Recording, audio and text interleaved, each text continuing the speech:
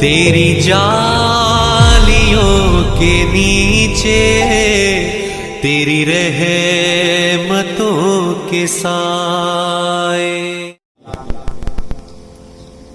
اس لیے ہماری اور علماء کی یہ ذمہ داری بنتی ہے کہ قوم جو بھٹکتی ہو، جو انتشار میں ہو، جو پریشانی میں مبتلا ہو،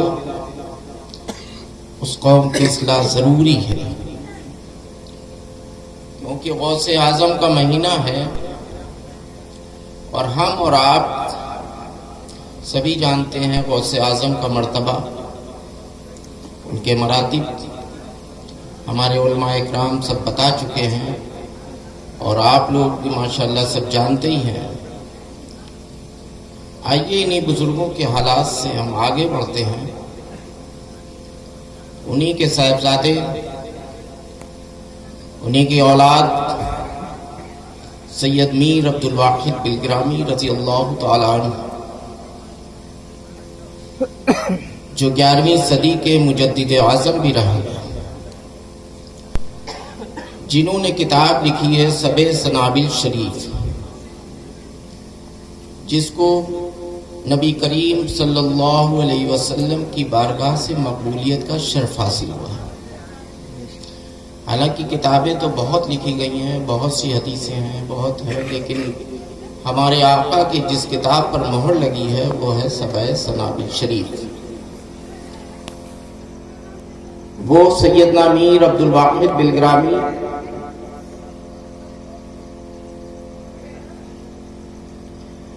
جو اپنی زبان سے کہہ دیتے تھے غوث اعظم تو بہت بلند مرتبہ ہے. ان کی آل کا یہ عالم ہے کہ ایک مرتبہ آپ اپنے پیر کے عرس میں تشریف لیے جا رہے تھے،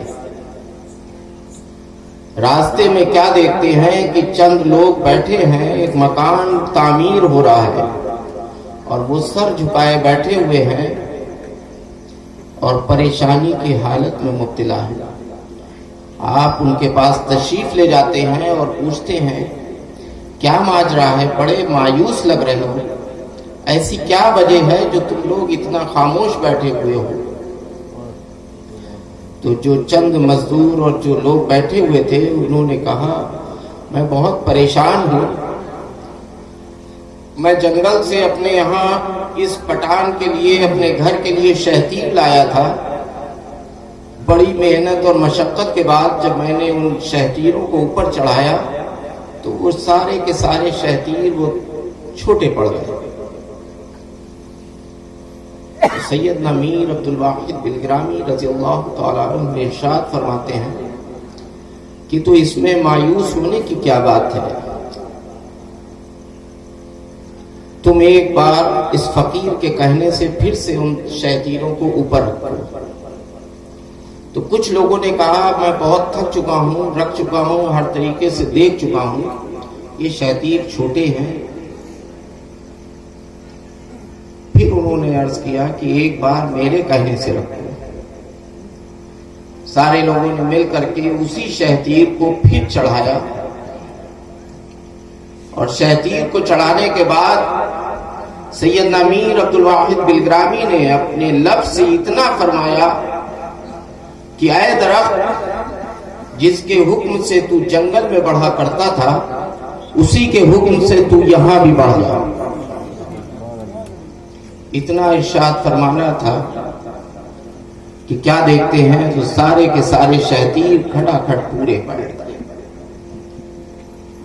لوگوں نے دیکھا، قدموں پہ گر پڑے کہ واقعی اللہ کے ولی ایسے ہوتے ہیں جو زبان سے جو کہہ دیتے ہیں وہی ہوتا ہے. آپ کے بڑے صاحبزادے سید میر عبدالجلیل بلگرامی ثم مارہروی مارہرہ شریف تشریف لے گئے. آج جو مارہرے میں فیضان بٹ رہا ہے، آج جو وہاں پہ جلوے بکھر رہے ہیں، وہ بلگرام شریف کی ہی عطا ہے. انہی کے صاحبزادے سید میر محمد طیب بلگرامی رضی اللہ تعالیٰ عنہ اپنے وقت کے بہت ہی عامل کامل ایسی شخصیت جو حدیث شریف لانے والے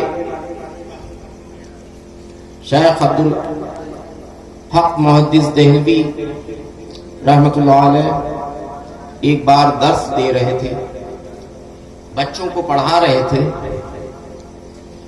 پڑھاتے پڑھاتے ایک سوال ایسا آیا جہاں پر وہ ٹھہر گئے،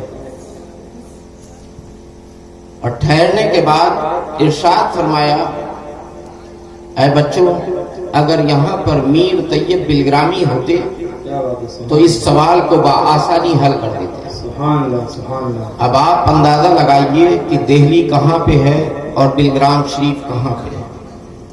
400 کلومیٹر کی دوری، لمبا سفر. اس وقت نہ گاڑی تھی، نہ گھوڑا تھا، نہ ٹرینیں تھی، نہ ہوائی جہاز تھے. لیکن یہ بزرگوں کی زبانیں ہوتی ہیں جس میں اللہ تبارک و تعالی شفا اور تاثیر عطا کر دیتا ہے. جو کہتے ہیں وہی ہوتا ہے. اتنا کہنا تھا. کیا دیکھتے ہیں کہ میر طیب بلگرامی رضی اللہ تعالیٰ عنہ بلگرام شریف کی دھرتی سے چل کر دہلی کی دھرتی پہ سامنے سے نمودار ہوتے ہیں اور چلے آتے ہیں. کیا بات ہے. سبحان اللہ. آپ کھڑے ہو جاتے ہیں اور کہتے ہیں مرحبا مرحبا، بے شک. میں نے ابھی آپ ہی کو یاد کیا تھا. اتنا کہنا تھا. بیٹھے اور بیٹھنے کے بعد وہ کتاب جو تھی، جو سمجھ میں سوال نہیں آ رہا تھا، تو وہ آپ کے سامنے کر دیتے ہیں اور فرماتے ہیں یہ سوال ہے، اس کا جواب میری کچھ سمجھ میں نہیں آ رہا.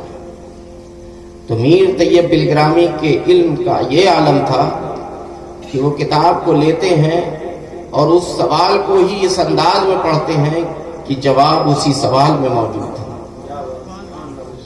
آپ کہتے ہیں مرحبا، میں نے کہا تھا نا کہ اگر یہاں پر میر طیب ہوتے تو اس کو بآسانی حل کر دیتے.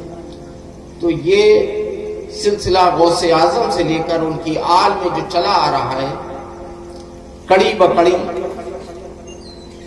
یہ جو زبانوں میں تاثیریں آپ دیکھ رہے ہیں، یہ کیسے ملی؟ خالی اس نام سے نہیں کہ ہمارے پردادا یا ہمارے نانا مصطفیٰ ہیں تو ان کی اس سے نہیں، عمل سے ملی. ہمارے نبی کریم صلی اللہ علیہ وسلم دونوں جہان کے مالک و مختار تھے. اگر وہ چاند کو اشارہ کرتے ہیں تو چاند 2 ٹکڑے میں ہو جاتا ہے. سورج کو اشارہ کرتے ہیں تو سورج پلٹ آتا ہے. کنکڑیوں پہ اشارہ کرتے ہیں تو پتھر کلمہ پڑھنے لگتے ہیں. ہمارے نبی کی وہ شان تھی. اور ارشاد فرماتے تھے کہ میں اگر چاہوں تو یہ سارے پہاڑ سونے اور چاندی کے بن جائیں. لیکن نہیں، اللہ تبارک و تعالیٰ نے ہمارے نبی کو رحمت بنا کر بھیجا ہے. تمام عالم کے لیے رحمت للعالمین بنا کر بھیجا ہے. اور اس دنیا فانی میں صرف اس لیے بھیجا ہے کہ عمل کر کے دکھاؤ، تاکہ تمہاری امت آدم کی اولادیں کوئی بہکنے نہ پائے، کوئی ادھر ادھر سے گمراہیوں میں نہ مبتلا ہو پائے. اسی لیے انہوں نے، اگر صحابہ اکرام نے پیٹ پر پتھر باندھے ہیں تو ہمارے آقا نے بھی پیٹ پہ پتھر باندھے ہیں. اگر صحابہ نے 3 وقت 3 دن فاقے سے گزارے ہیں تو ہمارے آقا نے بھی گزارے ہیں. یہ نہیں ہوا آج کل کی طرح کہ پیر تو موٹی موٹی رقمیں لے کر کے اپنے مسافر کر کے گھروں میں بیٹھے ہیں، اور مرید چاہے جیسے بھی تڑپ رہا ہے، پریشان ہو رہا ہے، اس سے ملاقات کا تک کی وقت نہیں دیتے. یہ چیزیں ہوتی ہیں عمل کی، اور یہ چیزیں اسی کو ملتی ہیں جو عمل کرتا ہے. سننا الگ بات ہے، پڑھنا الگ بات ہے، عمل کرنا الگ بات ہے. ایسے ہی سیدنا میر محمد طیب بلگرامی رضی اللہ تعالیٰ عنہ کا واقعہ ہے کہ ایک بار آپ استنجا فرما رہے تھے. استنجے کا ڈھیلا ہاتھ میں تھا مٹی کا. اتنے میں ایک کیمیا گر آیا اور فرمایا، اے بابا، میں کیمیا گیری سے سونا بنا دیتا ہوں، اگر آپ چاہو تو میں سونا بنا دوں۔ کیونکہ آپ استنجے کی حالت میں تھے اس لیے خاموشی اختیار کی اور اشارہ کیا ہوں۔ پھر اس نے دوسرا سوال کیا کہ بابا میں کیمیا گیری سے سونا بنا دیتا ہوں، آپ بنوا لو، بہت کام آئے گا۔ پھر آپ نے ہوں کہا۔ جب آپ استنجے سے فارغ ہوئے تو جاہو جلال میں آ کر آپ نے وہ استنجے کے ڈھیلے کو زمین پر پھینک دیا اور فرمایا تو کیمیا گیری سے سونا بناتا ہے، فقیر اپنے استنجے کے ڈھیلے سے سونا بناتا ہے، دیکھ کیا چیز ہے۔ اس نے کیا دیکھا؟ وہ استنجے کا ڈھیلا جو مٹی کا ڈھیلا تھا وہ سونا پڑا ہوا تھا۔ تو یہ غوث اعظم کی اولادیں ہیں، یہ فیض وہ ہے جو اللہ تبارک و تعالیٰ ان لوگوں کی زبانوں میں ڈال دیتا ہے، شفا ان لوگوں کی زبانوں میں ڈالتا ہے جو اللہ کے پکے سچے ولی کامل بندے ہوتے ہیں، اس کی بتائی ہوئی جو اس کے احکامات ہیں اس پہ عمل کرتے ہیں، نبی کریم صلی اللہ علیہ وسلم کی سنتوں پر عمل کرتے ہیں اور اپنی زندگی اسی طریقے سے گزارتے ہیں جیسے ہمارے آقا نے زندگی گزاری۔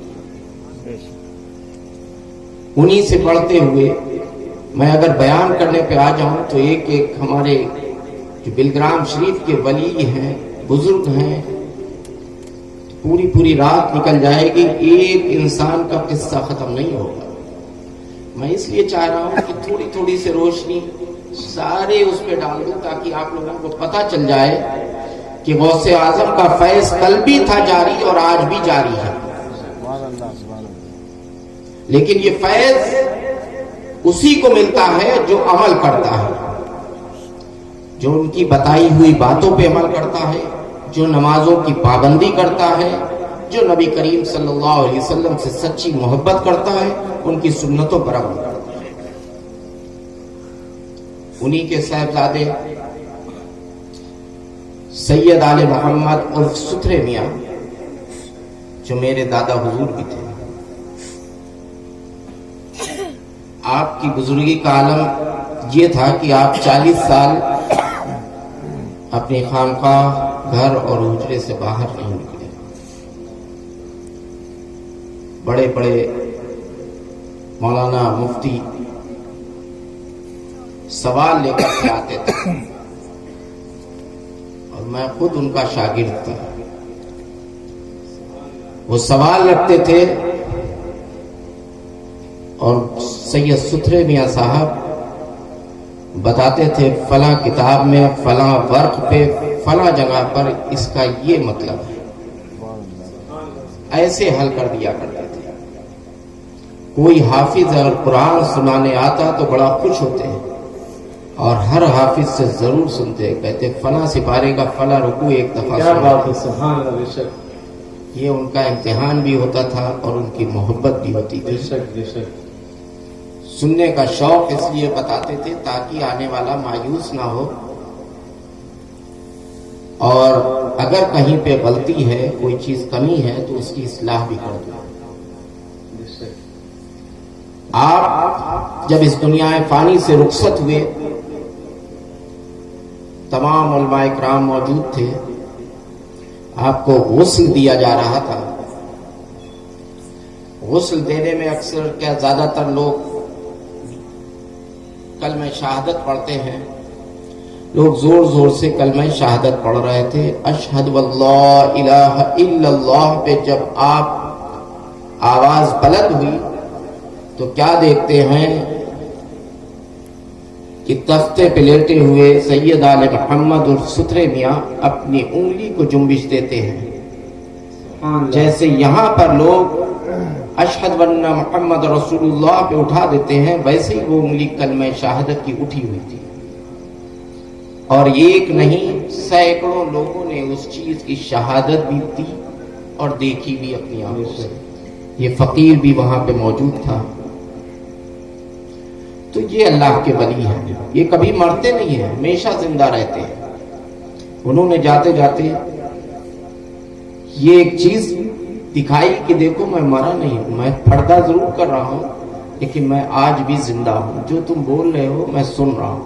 بے شک تو یہ تو ہمارے بزرگوں کا حال رہا، انہی کی اولاد، انہی کی آل سید میر محمد طاہر میاں سبحان اللہ بے شک رحمۃ اللہ علیہ، جو اس دنیا فانی سے رخصت ہوئے ابھی پچھلے سال، اور ابھی ان کا عرس بھی وہاں منایا گیا، عرس واحدی طیبی طاہری۔ بے شک سبحان اللہ ان کا فیضان بہت سادہ زندگی گزاری، جلسوں میں بھی شرکت کرتے تھے اور تمام پروگراموں میں بھی رہتے تھے، لیکن عاجزی اور انکساری کا یہ عالم تھا کہ اگر کوئی بھی ادنا سا انسان بھی پہنچ جاتا، اگر وہ کھانا کھا رہے ہوتے تب بھی وہ چھوڑ کر کے پہلے اس شخص کی بات سننے پہنچ جاتا۔ حق ہے بے شک یہ چیزیں تھیں، اور یہ چیزیں ہمیں ملی ہیں اپنے نانا مصطفیٰ سے، سبحان اللہ کیونکہ جب کبھی بھی ہمارے مولائے کائنات علی مرتضیٰ شیر خدا رضی اللہ تعالی ایسی پاک شخصیتیں، ایسے خلفائے راشدین جو داماد مصطفیٰ بھی ہیں اور خدا کا شیر بھی ہیں، ذوالفقار حیدری جب ملی تو آپ سب جانتے ہیں کہ کوئی دشمن بچ نہیں سکتا تھا، لیکن انہی کے یہاں پہ جب آپ ایک سائل آتا ہے سوال کرنے کے لیے، کیا دیکھتے ہیں کہ ایک پیڑ کے نیچے ایک شخص بیٹھا ہے اور وہ سوکھی ہوئی روٹیوں کو توڑ توڑ کر کے چبا کر کے، تو وہ سائل ان سے سوال کرتا ہے، اے بابا میں بہت پریشان ہوں، بھوکا ہوں کئی دن کا، اگر کہیں سے کوئی انتظام ہو جائے تو وہ دے دو، کر دے۔ تو آپ نے ارشاد فرمایا وہ سامنے گھر ہے اس میں چلے جاؤ، وہاں سے تم مایوس نہیں لوٹو گے۔ وہ سائل وہاں گیا، گھر پہ دستک دی، دروازے پہ دستک دی، کیا دیکھتے ہیں کہ سامنے سے حسنین کریمین تشریف لائے۔ ارشاد فرمایا کیا حاجت ہے، کیا بات ہے، کیا چاہیے؟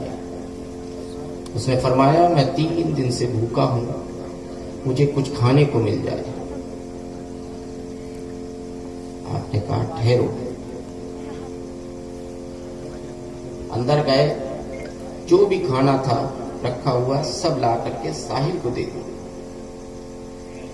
ساحل نے شکر ادا کیا اور اس کے بعد فرمایا بے شک وہ جو شخص بیٹھا تھا اس نے بالکل صحیح کہا تھا کہ اس گھر میں جاؤ تمہیں مایوسی نہیں۔ کیا بات ہے سبحان اللہ حق ہے کیا بے تم شک جانتے ہو یہ شخص کون ہے؟ قربان جائیے خدا